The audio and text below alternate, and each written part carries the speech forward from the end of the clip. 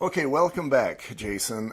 This segment, we're going to talk about the address, and I guess in your experience, there's probably ways to screw up the addresses. Yeah, I found that people can manage to screw up just about anything. There's talented people out there.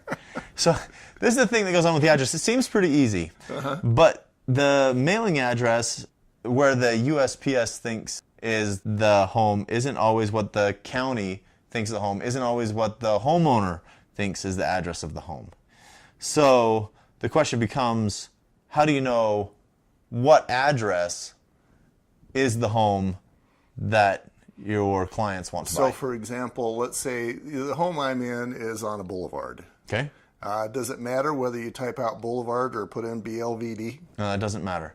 The difference is if it's 757 South Franks Boulevard or 757 Franks Boulevard, there's one.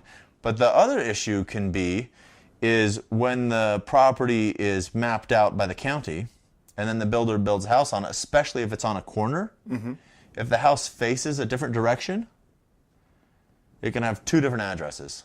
One with the county, one with USPS. Oh, wow.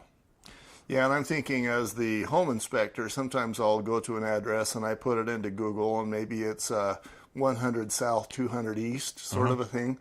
And Google will change that into 100, 200 East, because apparently there isn't a 100 North in that particular city. Yeah.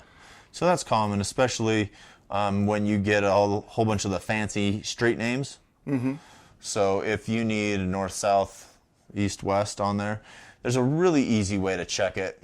Federally backed mortgage loans are going to be dictated by the federal government. Federal government also dictates USPS. The county does the county. So if you go into USPS.com, go into zip code lookup and type in the address, it'll bring up the address that the federal government will recognize. And this address will be pulled up by the appraiser.